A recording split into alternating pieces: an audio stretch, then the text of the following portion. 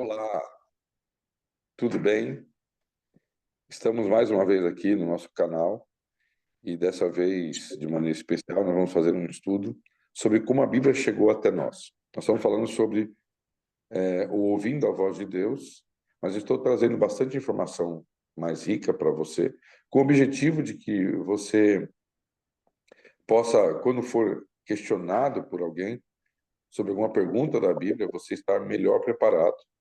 Você pode usar esse vídeo diretamente com o teu interessado, mas o mais importante de tudo é que você conheça mais profundamente alguns assuntos concernentes à Bíblia.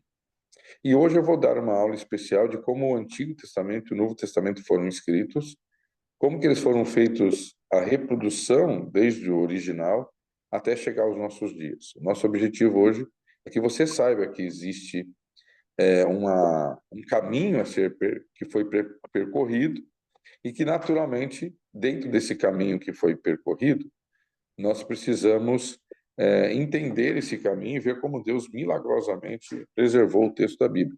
Uma vez que a Bíblia foi por várias vezes, repetidas vezes, tentar ser destruída ao longo da história. Muito bem, então vamos aprender isso de maneira prática nessa aula.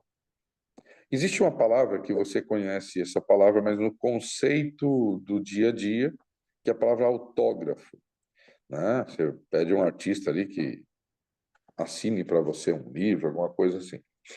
A palavra autógrafo, no conceito teológico da crítica textual, e eu vou explicar o que é crítica textual. Crítica textual nada mais é do que vamos dizer assim, uma ciência que estuda como o texto bíblico foi preservado, copiado, nas suas cópias houve algumas diferenças.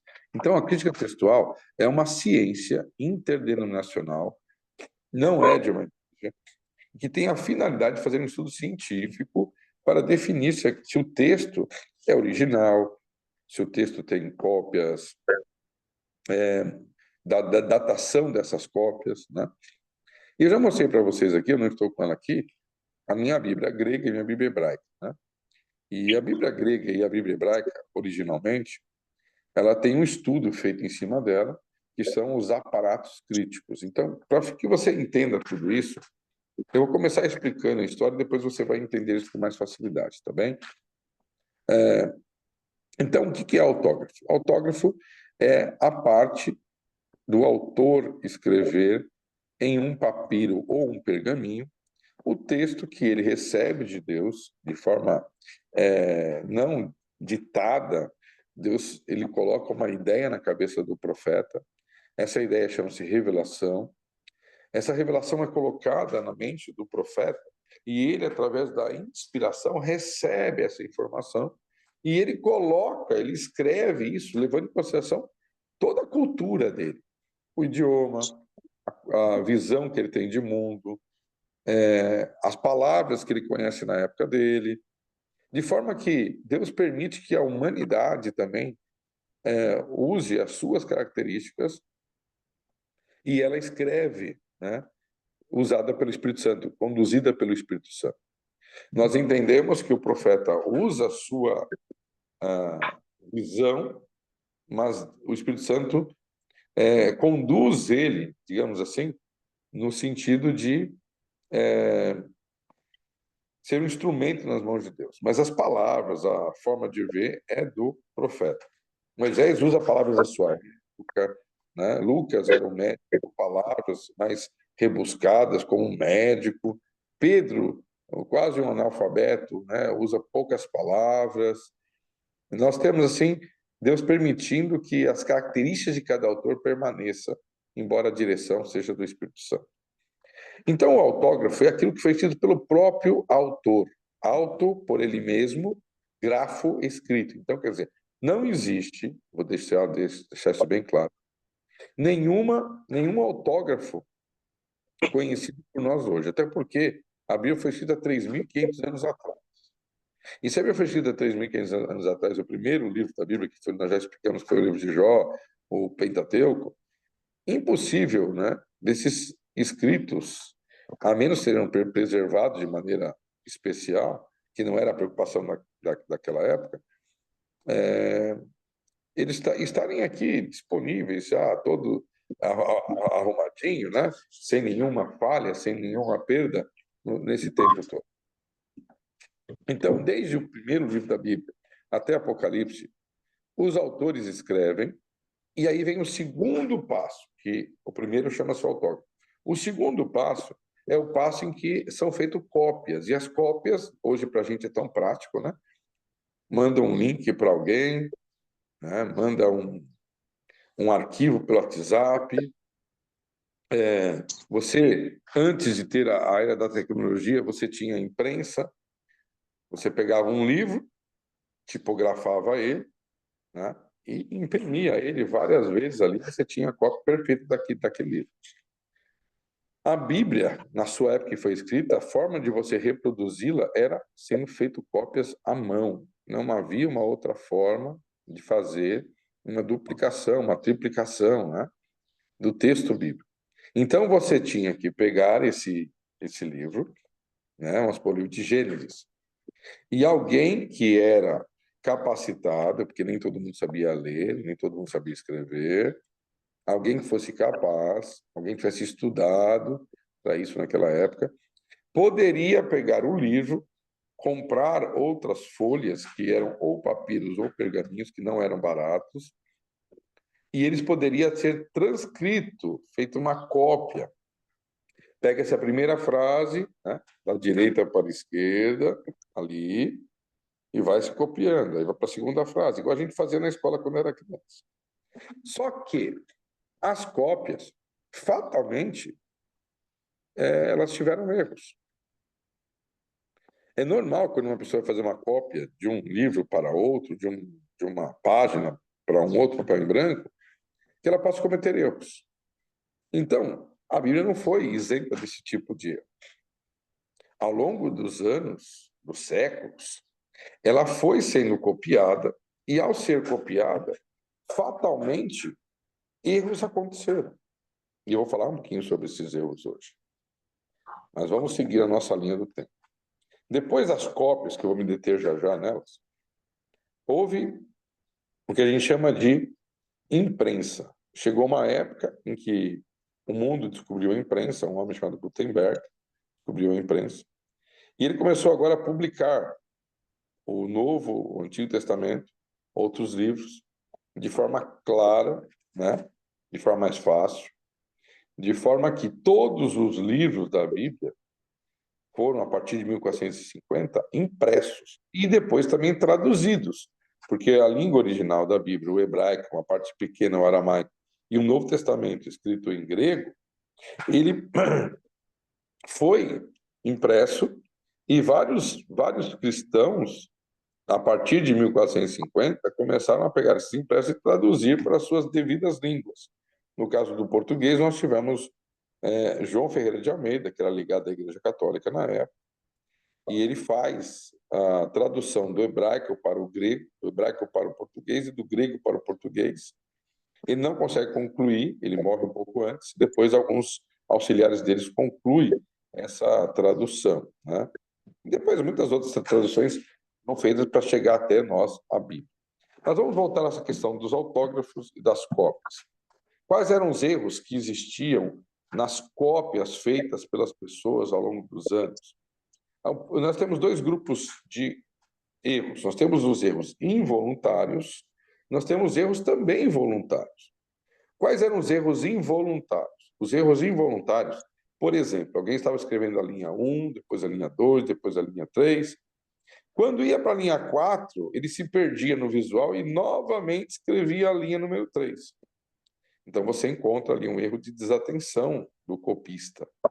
Ou de repente estava fazendo a linha 1, a linha 2, a linha 3, e ao invés de ele colocar a linha 4 e colocar a linha 5, ele pula, ou ele repete uma linha, ou ele duplica uma linha, né? Ou melhor, ou ele pula uma linha. E são erros involuntários. Às vezes é uma letra para ser usada e ele usa uma outra letra. O hebraico, por exemplo, tem 3 sons de R's diferentes. E ele, de vez de usar um rei, ele usava um resh. Bom, isso aí são erros de cópias, né? E aí você, nessa altura, você já deve estar perguntando, se os erros aconteceram dessa forma, então será que podemos confiar na Bíblia? Espero que nós vamos ter a sua resposta até o final desse vídeo, tá bem? Agora, havia também um outro grupo de erros chamado erros voluntários. E quais eram os erros voluntários? Os erros voluntários, eles têm a ver praticamente com uma ideia de que o autor escreve, as cópias estão sendo feitas, e alguém, por acaso, ao ler ou ao copiar, acha aquilo diferente e ele quer fazer uma mudança por uma questão pessoal dele. Vou dar exemplo. Quando Jesus foi ser crucificado, Pilatos coloca Jesus e Barrabás diante da multidão. E ali ele pergunta: quem vocês querem que eu solte?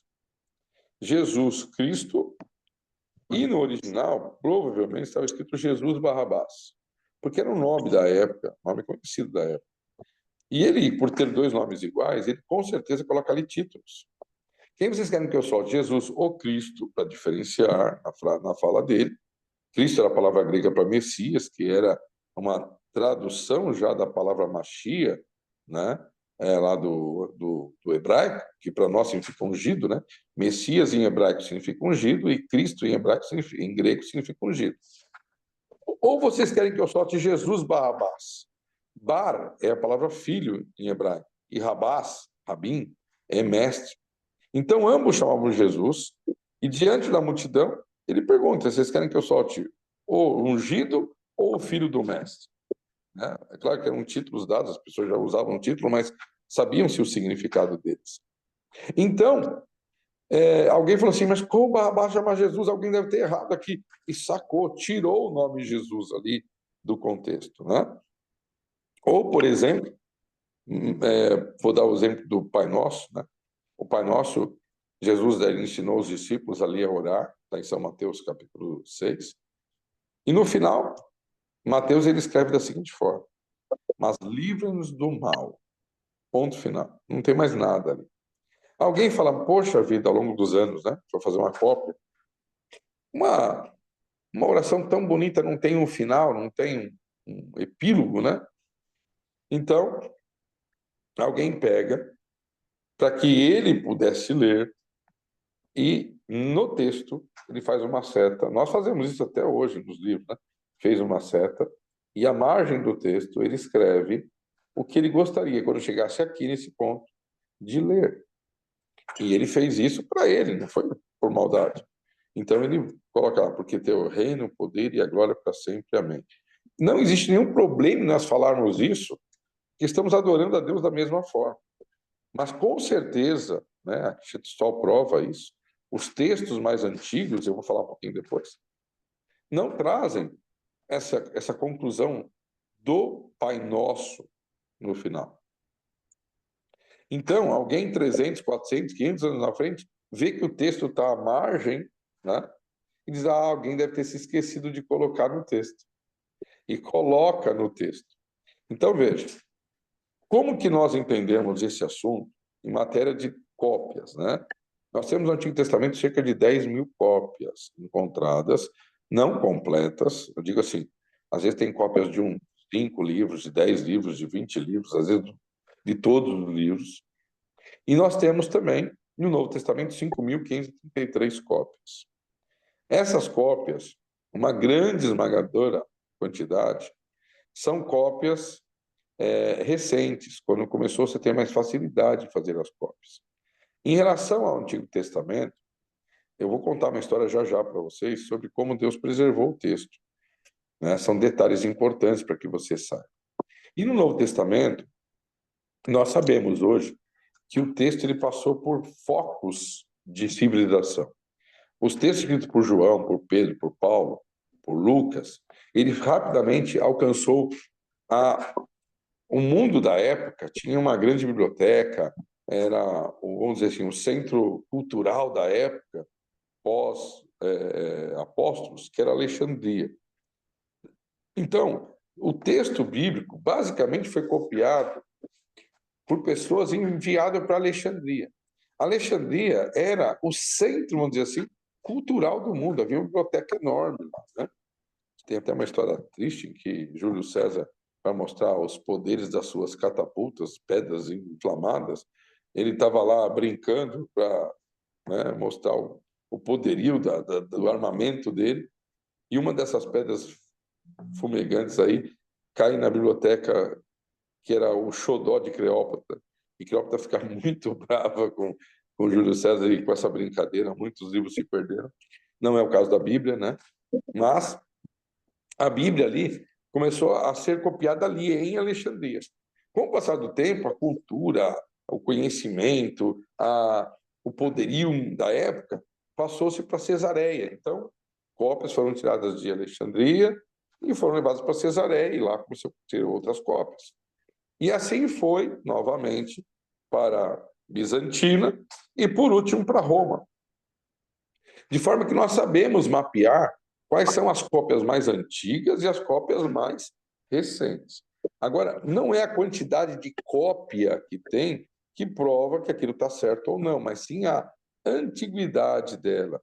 Então, veja, se eu tenho uma cópia datada do segundo, terceiro, quarto séculos, elas têm mais peso para provar que aquilo é original em relação às cópias feitas no 15º, no 16º século depois de Cristo. Agora você deve estar me perguntando, mas são tão graves assim essas mudanças, essas cópias, esses erros? Veja bem, queridos, nenhuma das mudanças interfere em nossa fé, tá? Todas essas diferenças de cópias nos ajudam, na verdade, a ver como Deus poderosamente guardou o seu texto. A mais discrepante, a mais esquisita, a variante mais complicada de todas, vamos dizer assim, é a variante chamada coma joanina, que eu vou explicar para você. As outras variantes são totalmente insignificantes, né? Por exemplo, se tem a palavra amém ou não tem no final de uma oração, né? Se tem ou não tem uma um artigo para definir ou não ali, é uma coisa ou outra. Mas são textos que não interferem em nossa fé e nem tão pouco são discrepantes para que a gente tenha algum problema com elas, né? O Pai Nosso que eu falei para você, o fato de Barrabás chamar Jesus ou não, são coisas muito periféricas, né? Mas a pior de todas é essa que eu vou falar para você. Você pode abrir sua Bíblia, eu vou falar de cor aqui, tá? Depois você pare o vídeo, acompanhe com mais detalhes. O objetivo não é falar sobre as variantes hoje. Variantes é as diferenças entre cópias, tá? Para que você fique bem claro. Está em 1 João capítulo 5, verso 7 e 8. Essa é uma história que nós já sabemos, né? Foi uma tentativa de defender uma doutrina verdadeira, mas usando uma forma equivocada, errada, forjada, né? E que o nosso tradutor inicial, João Ferreira de Almeida, pegou esse texto para traduzir, o que não acontece em outros idiomas. Lá diz assim: 3 são que se dão testemunho, a água, o sangue e o espírito, e eles concordam entre eles.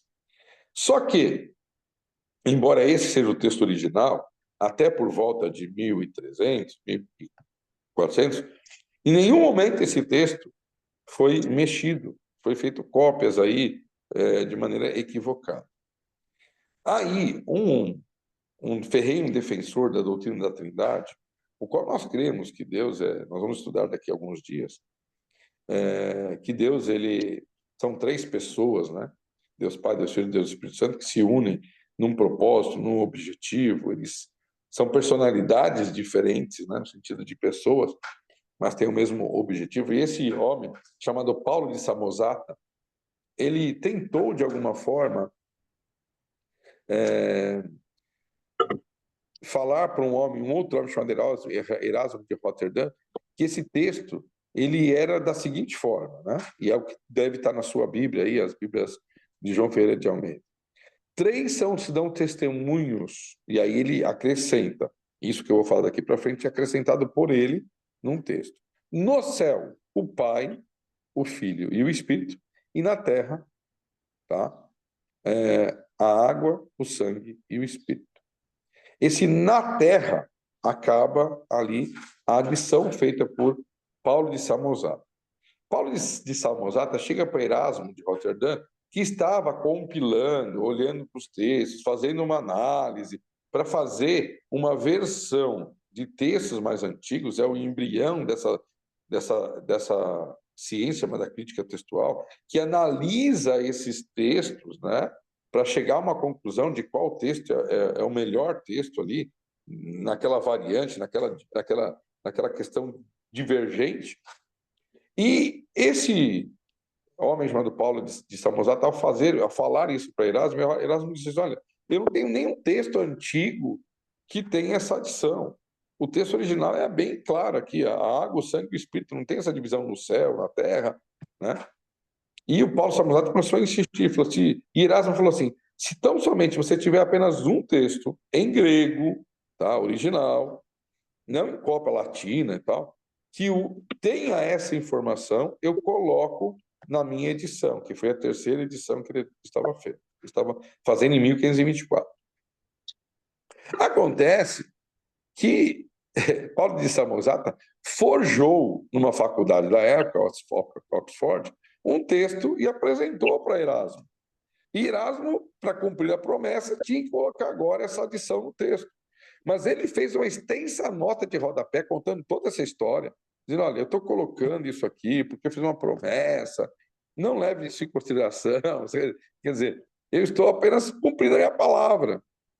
E foi para a imprensa, e João Ferreira de Almeida pegou esse texto para traduzir, por isso que nas nossas Bíblias está assim. Mas se você abrir a sua Bíblia, fatalmente ou não vai estar, ou vai estar entre colchetes, porque não consta nos melhores textos gregos e hebraicos, né?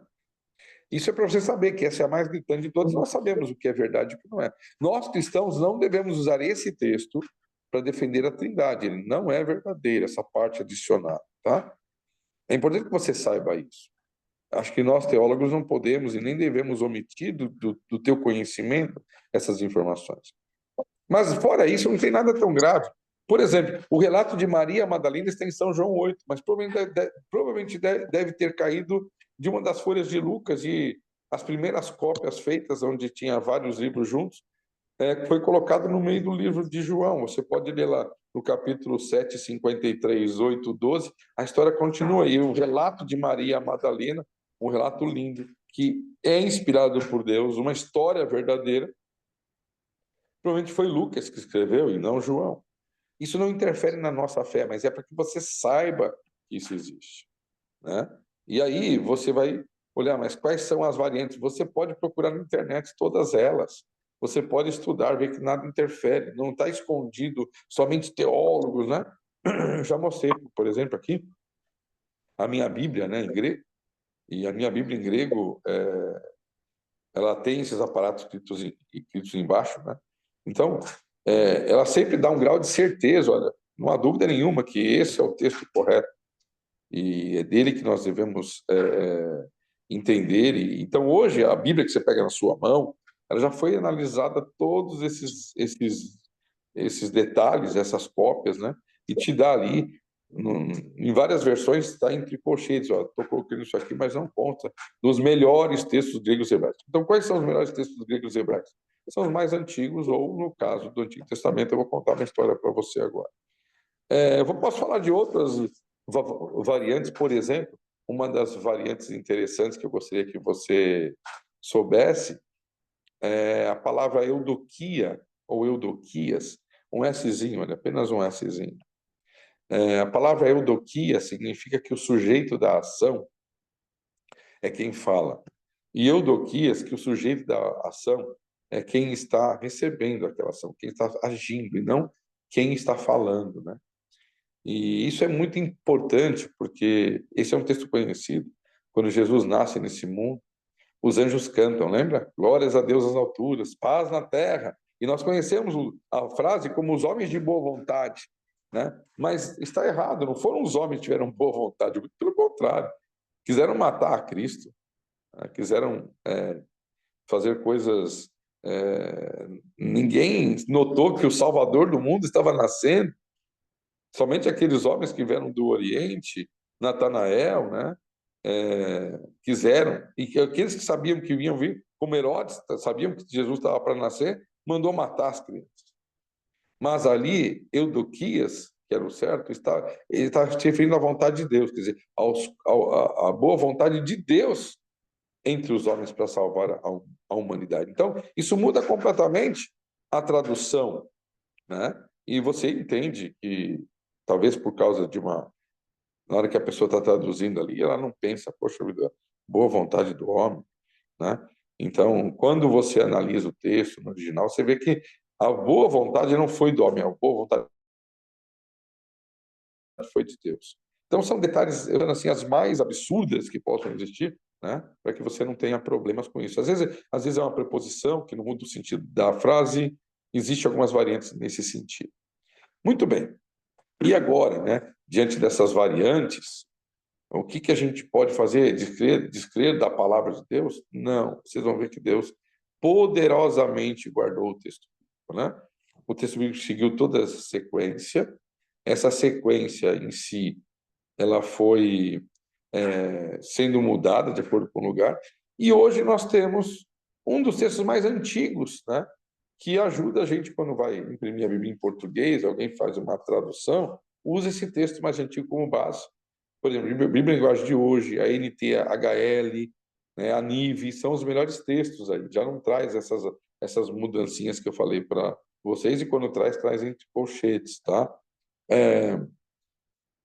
Mas aquelas Bíblias mais antigas, aquela revista e atualizada, elas trazem esse texto às vezes, sem nenhuma observação.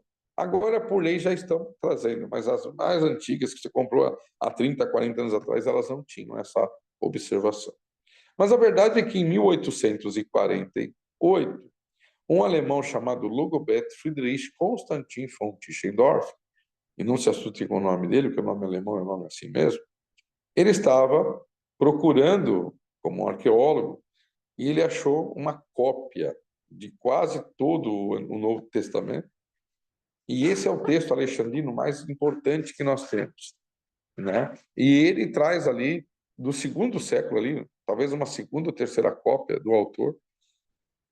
Então, hoje nós podemos dizer que esse texto, encontrado por Tischendorf, ali perto do Sinai, é o texto, vamos dizer assim, mais próximo, se não for 100%, do original. E os outros textos ali ao longo da história, você vai vendo, ó, esse aqui tirou porque quis a palavra de Jesus, né?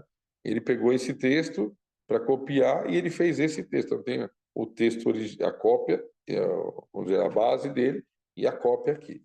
Então, hoje nós não temos nenhum problema com isso. Os ferrenhos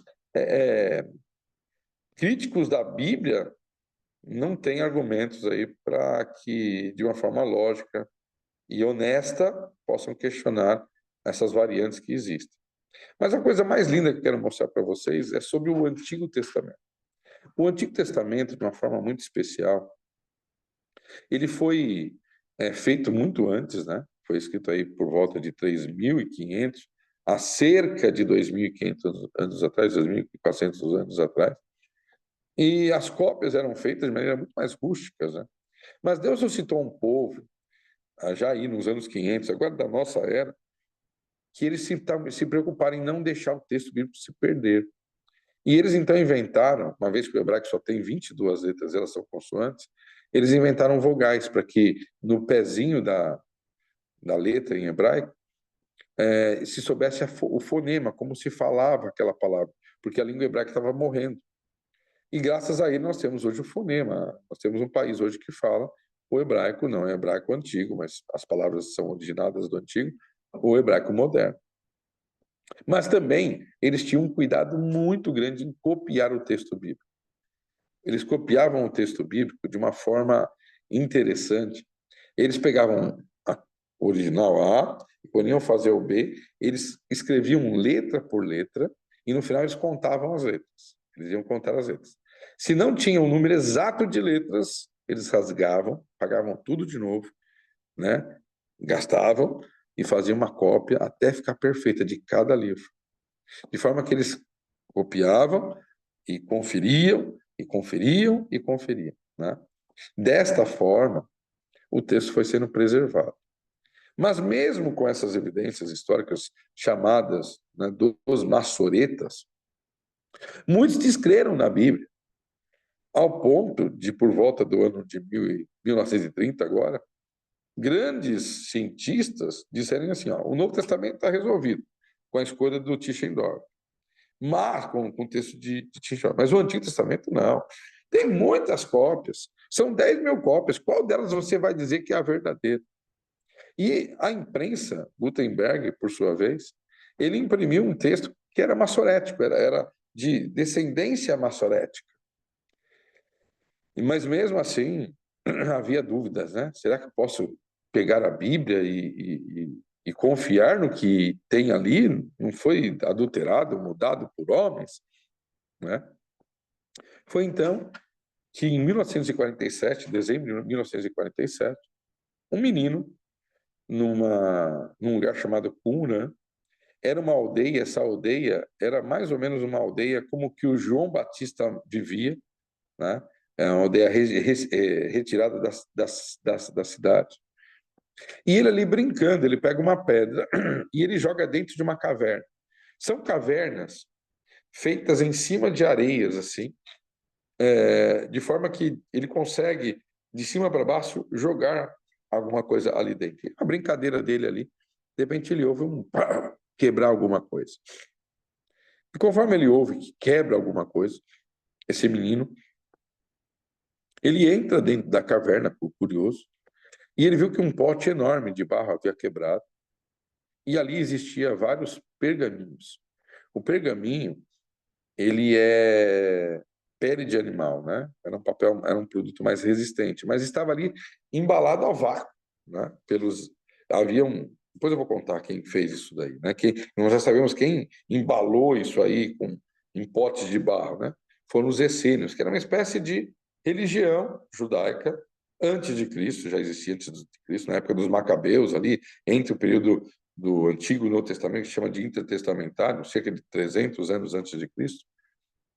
E eles eram uma espécie de tribo judaica que preservava o texto bíblico, né? Nós sabemos, né? Aparece escribas, fariseus, saduceus. Os essênios eram uma dessas religiões dentro do judaísmo.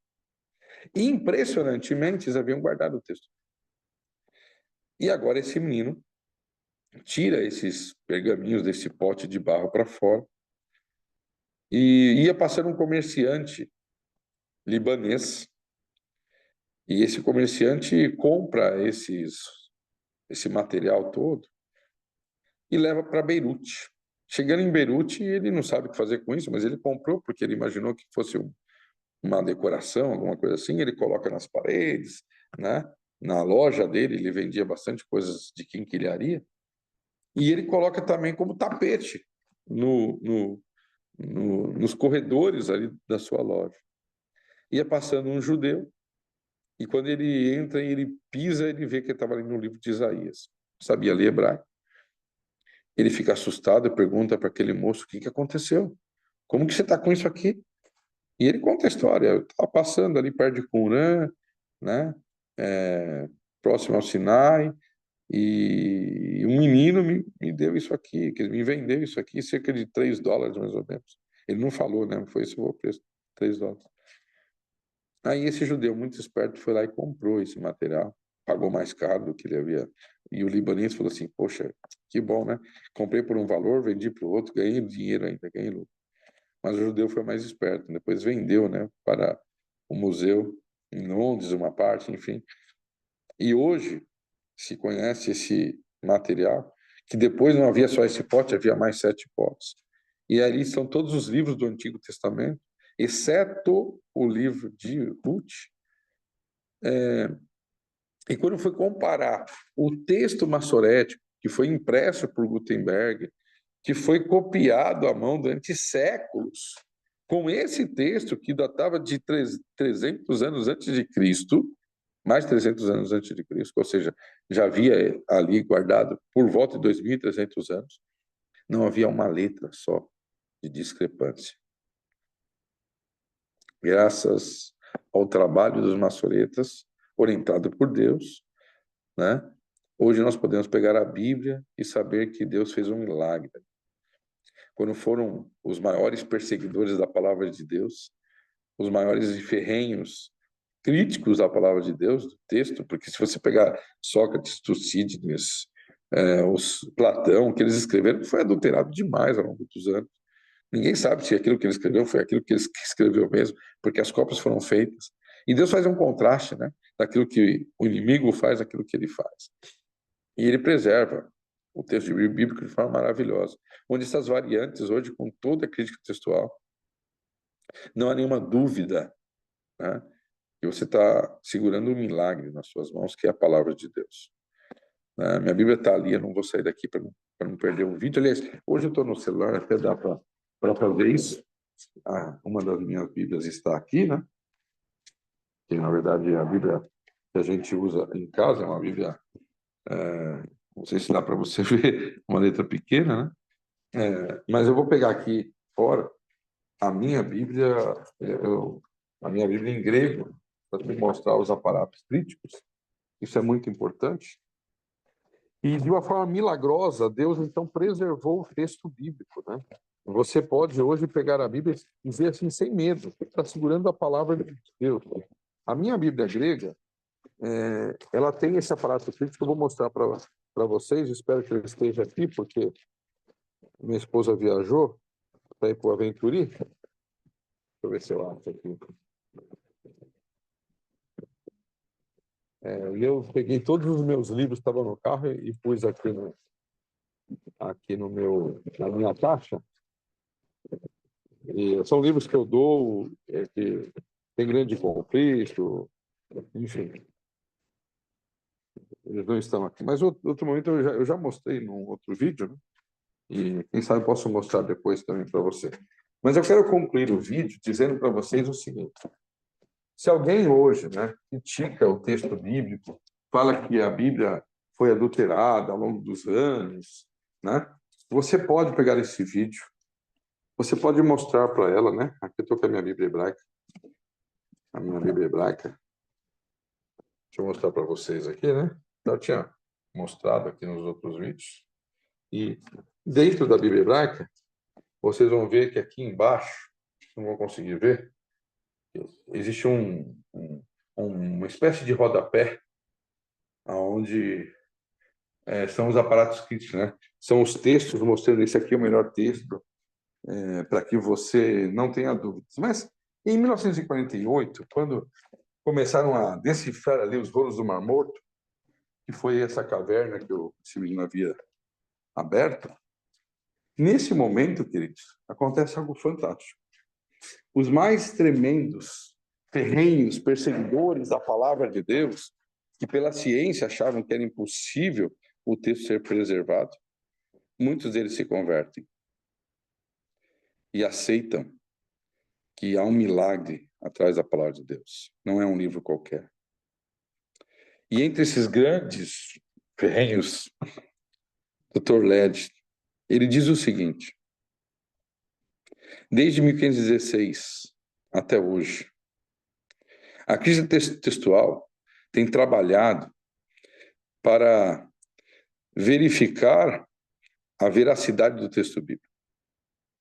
E depois de todas as análises feitas, e eu, que era um tremendo perseguidor da palavra de Deus, pude analisar cientificamente e posso dar o meu testemunho que há um firme alicerce à base da nossa fé. Que o cristão pode pegar a Bíblia em suas mãos e dizer que está segurando a palavra de Deus, sem hesitação ou temor durante escrita, né, pelos autores de séculos após séculos. E que pode tomá-la com todas as veras da alma e dizer que está segurando a palavra de Deus, transmitida de geração em geração, sem nenhuma perda essencial.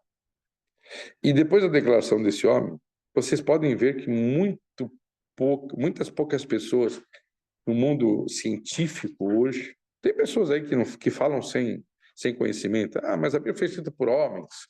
Né? Isso existe, porque são pessoas ignorantes quanto ao assunto. Mas se um dia alguém fala assim, mas e as variantes da Bíblia? E as cópias feitas à mão? E as diferenças? Aqui está, meu irmão. Você pode dizer que você está segurando a palavra de Deus, que é um milagre. Deus fez um milagre para que ela pudesse chegar na tua língua. É claro que toda tradução pode ter erros, mas Deus permite que até os erros aconteçam, porque Ele tem uma mensagem para você, a mensagem de amor e de salvação. Que você possa, ao estudar a Bíblia daqui para frente, os temas, saber que Deus está falando ao seu coração. E se você assim desejar, se você abrir o teu coração e deixar Deus falar, Ele vai mudar a tua vida e vai fazer de você um instrumento para mudar a vida de outras pessoas. Que Deus te abençoe e que te guarde. Senhor Deus, aqui está verdades da tua palavra. Nenhum outro livro foi preservado de maneira de séculos e séculos passando. E hoje nós temos a própria ciência, que é uma das armas, né, que o diabo sempre quis usar contra a religião. Aliás, a ciência, se olhada de maneira objetiva, verdadeira, ela prova o seu amor, ela prova a criação, ela prova tantas coisas lindas. A ciência não é o inimigo da religião, mas o diabo quis fazê-la um inimigo da religião. Mas hoje a crítica textual dá um firme alicerce à nossa fé. Podemos pegar a nossa Bíblia e dizer que estamos segurando a palavra de Deus.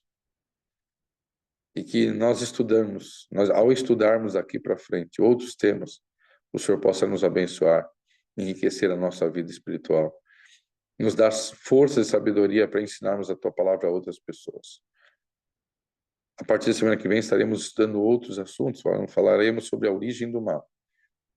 Mas agora temos a certeza, não que não tínhamos antes, mas de uma forma técnica aqui, que o Senhor conduziu esse livro e que através das traduções ela chega até nós na nossa língua. Abençoa nosso povo, abençoa a cada missionário, a cada evangelista, a cada instrutor bíblico nessa árdua tarefa. Em nome de Jesus, amém. Deus abençoe você. Hoje o vídeo ficou um pouquinho mais longo, mas que Deus te dê sabedoria, força, coragem e te use como instrumento na palavra de Deus. Deus te abençoe. Amém.